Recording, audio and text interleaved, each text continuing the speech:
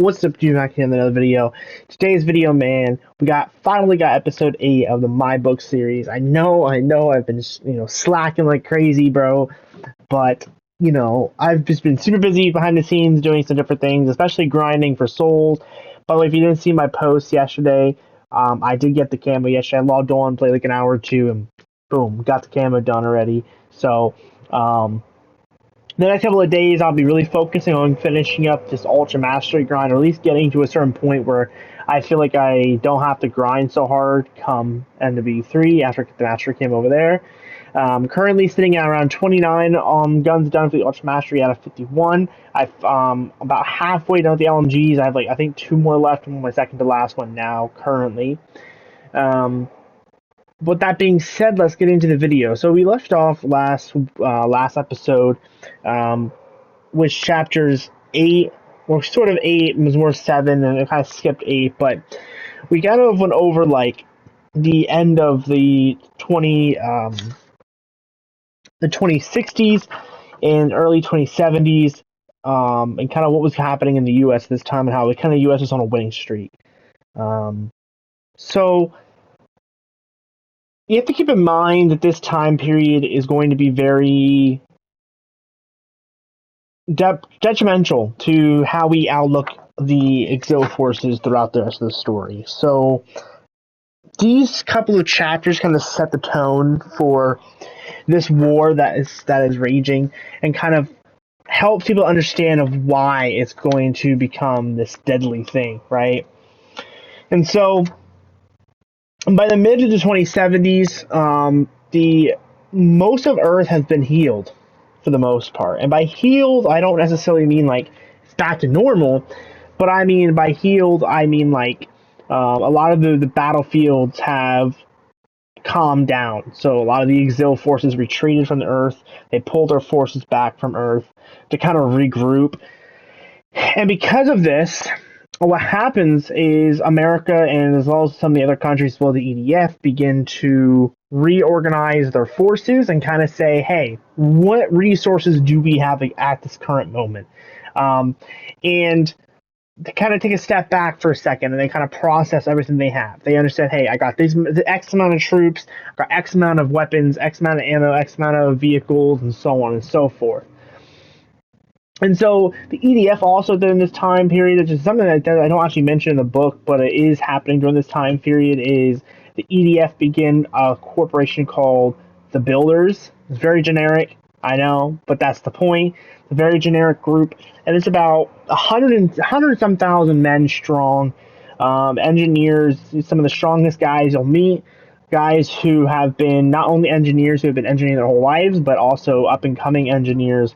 And these guys, their whole thing is to, after a battle's over, give it about a month period of cooldown time, and then they go in, move all the bodies, bury them, burn them if they're exil, put out any fires, fix any gaps in the flooding in the ecosystems, like piping issues, electrical issues, fix those things, and then they begin the process of rebuilding homes and rebuilding infrastructure. And you'll see this later in the story as well, back towards chapters 20 and 30 through 30. You're going to see these a lot of cities being completely rebuilt in a couple of months. Mainly due to the fact that the EDF knows that the biggest thing right now is making sure that the population has somewhere to go if things go awry. Because at the end of the day, they are confident that they know that eventually at some point every city will be hit. And so there needs to be another city standing to allow them to kind of regroup at, or kind of have a sanctuary. And so this is becoming a thing around the 2070s, mid-2070s, and throughout the 2070s, the exil have begun retreating. So it would take a little bit of time, a couple of years, almost a decade, for the exil to really fully retreat off Earth. Because the exil were fighting for every last inch that they had. They were setting booby traps, ambushes, bombing campaigns against U.S. bases along the West Coast. And so when they finally left, everyone kind of had this idea that the exil they gave up. We won the war. It was over. And obviously, this is only chapter 9, so we know that's not true. And there was skeptics during this time, too, in the story. So, like, people were beginning to say, hey, this doesn't feel right. This doesn't feel right. Like, they shouldn't have given up this quickly. And it turns out that a lot of them had fled Earth and had regrouped on Mars. So Mars will become a kind of a heavy area, actually, like where a lot of exil activities will be happening over the next couple hundred years. Mars becomes almost a SEAL team heaven when it comes to special operations forces doing specific attacks on Mars. And so things began to go crazy, and actually in August 1st of 2074, the first planetary colony was formed on Jupiter. Now, we have to remember the technology is a lot different in this timeline than ours. Okay, so when the Exil attacked, we gained the ability to do things that we, at this point in time, had never been able to do before. Living on planets, space traveling, all this type of things. And by this point, most of the Exil had left Earth. There were still groups on Earth fighting, but for the most part, most of them had left. Some big things happen in this chapter in the home galaxy, Virgo, that will alter the course of this war. So, in previous chapters, we've discussed that they had literally never won a battle in their home galaxy. This is a losing war for the Exil against the forces that they were fighting originally. And while that is true, this chapter sparks something different happens. They start winning. So, the Exil actually managed to, it is unclear how they managed to win these wars, these battles. But these battles win for the Exil. They're huge victories. And so much so that whatever force they're fighting kind of steps back a little bit and like kind of pushes itself back. And the unfortunateness of this is the Exil High Command now sees Earth as its main threat. No longer does it see the enemies they're currently fighting as the main threat like they did before. Meaning, they send a full battalion or a full entire regiment of infantry towards, or Exil in general, to the Earth forces.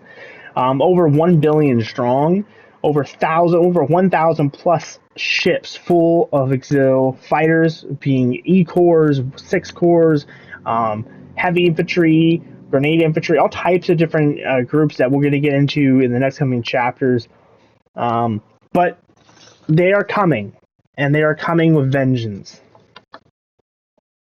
The initial corps that was going to be entering Earth first would be the 499th Corps, or as we nickname them, the Ironclads.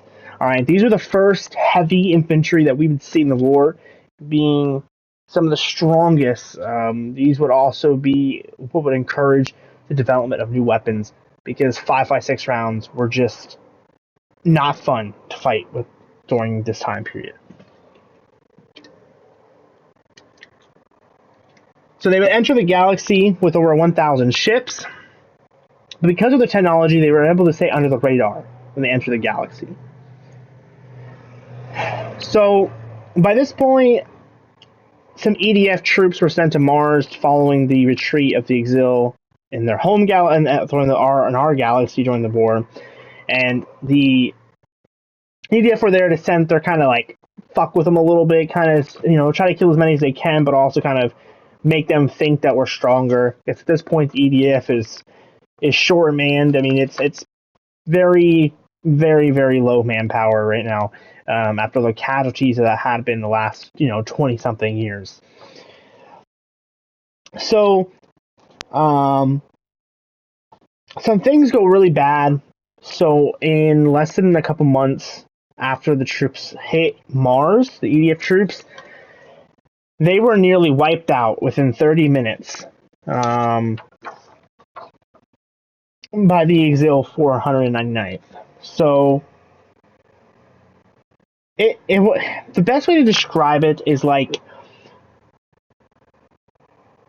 imagine being a group of, say, 100 infantry, U.S. infantry.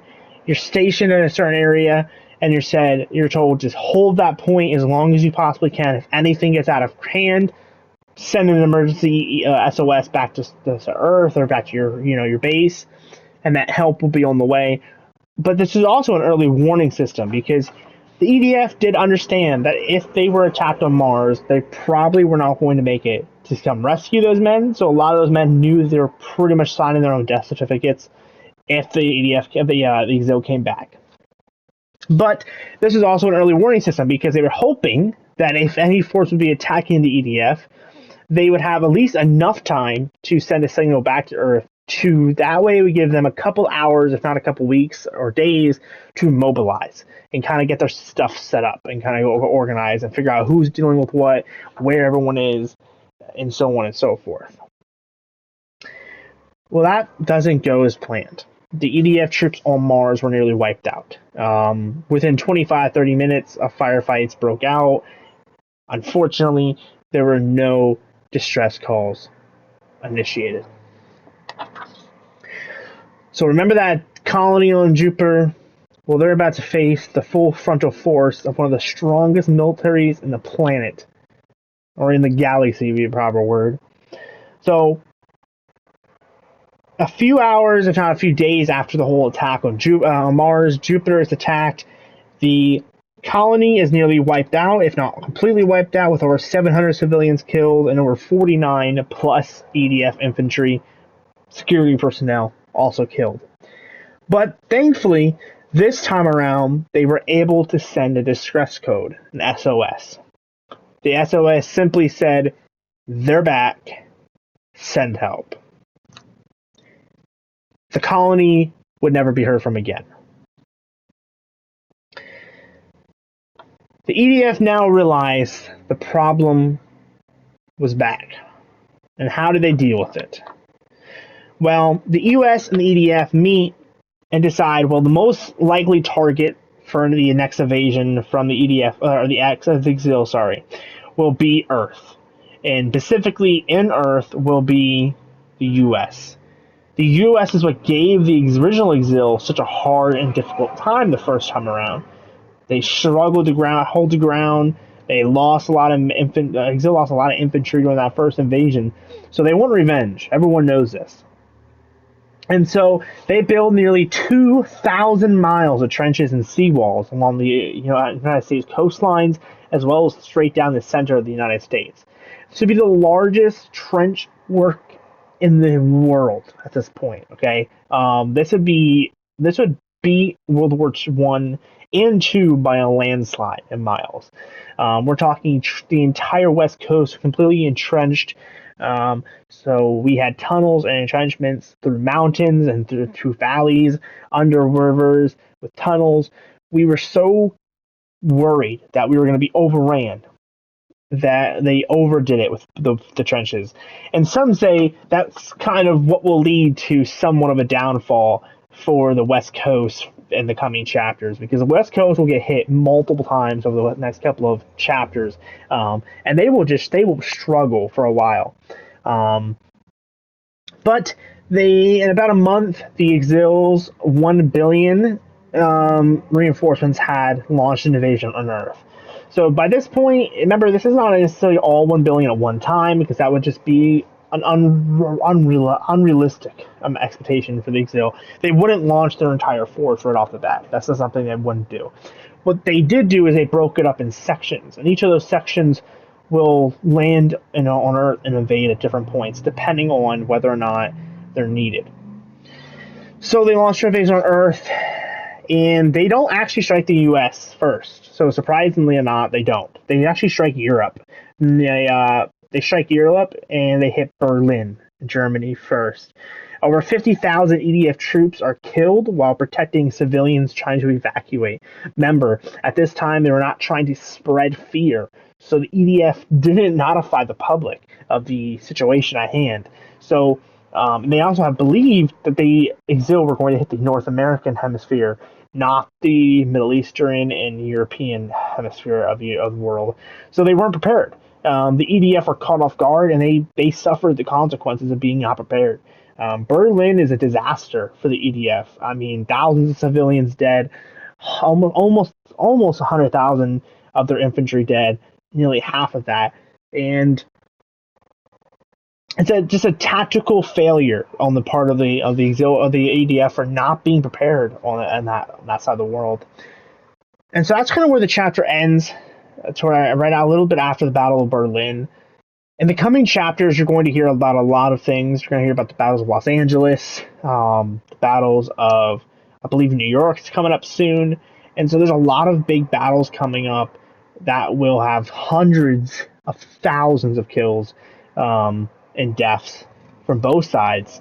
And it is going to be some of the most gruesome fighting in the entire war. The period from 2080 to about 2100 are the most gruesome of the entire war that I have thought about yet so far.